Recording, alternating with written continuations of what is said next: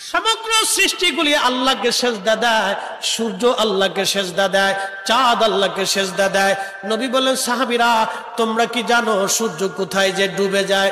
সাহাবীরা বলেন, আল্লাহু রাসূলু আলাম, আল্লাহ জানে এবং নবী ভালো জানে।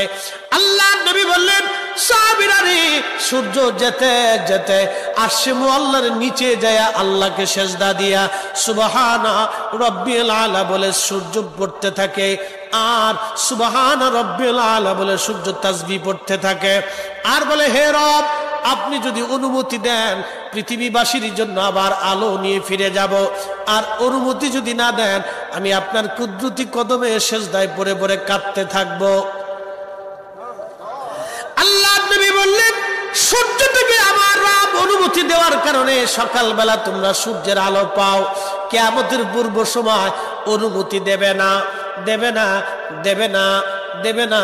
6 মাস পার হয়ে যাবে, পৃথিবী অন্ধকারে নিমজ্জিত হয়ে যাবে, কান্নার রোল পড়ে যাবে, অন্ধকারে ছেয়ে যাবে সারা দুনিয়া। মানুষ বলবে, সূর্যের কি হলো? সে কি হারিয়ে গেছে?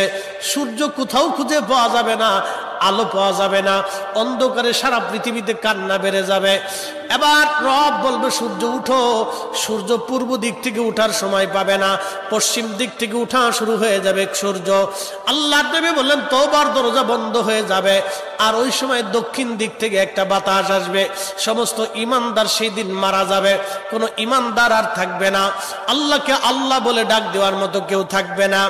আল্লাহ ইসরাফিলকে বলবেন, ইসরাফিল সিংহায় ফুঁক দাও। আল্লাহর এই ফেরেশতা সিংহা হাতে নিয়ে মুখের কাছে নিয়ে আল্লাহর আরশে মুআল্লার দিকে তাকায় থাকে, একটা সেকেন্ডের জন্য এদিক আর ওদিক করে না। কখন রব হুকুম দিবে সিংহায় ফুৎকার দেওয়ার জন্য, যখন সিংহায় ফুৎকার দিবে, কুরআন বলতেছে, ইদাস সামাউ ফাতারাত, আকাশ ভেঙ্গে ভেঙ্গে ভেঙ্গে ভেঙ্গে পড়তে থাকবে।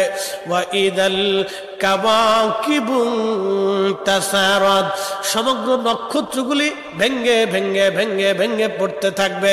ওয়া ইদাল বিহারু ফুজ্জিরাত, সমুদ্রের তলদেশ উদ্দোলিত হয়ে যাবে, সমগ্র পানিগুলি পৃথিবীর উপরে আছাড় মারবে, আর ধুয়ে পারলে সব পৃথিবীবাসীকে নিয়ে যাওয়া হবে। ওয়া ইদাল কুবুরু বুসিরাত, কবরের ভিতরে যাহা আছে সব আমার মালিক আমার রব বের করে দিবে। কবর থেকে মানুষ বের হইয়া সেই দিন হাসরের ময়দানের দিকে দৌড়াইতে থাকবে, সবাই উলঙ্গ থাকবে, কিন্তু আমার নবীকে আল্লাহ 70,000 ফেরেশতা বেষ্টন করাইয়া জান্নাতের পোশাক পরাইয়া মহাসম্মানে ফেরেশতারা মিছিল দিয়ে দিয়া আমার নবীকে হাসরের ময়দানে মাকামে মাহমুদে বসাবে। একবার জোরে বলা যাবে কি আল্লাহু আকবার? বাজান মুসলমান, খুব মনোযোগ দেন।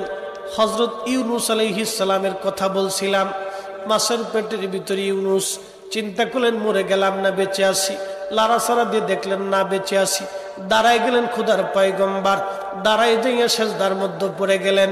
মাছের পেটের মধ্যে সেজদার মধ্যে পড়ে বলতেছে, লা ইলাহা ইল্লা আনতা সুবহান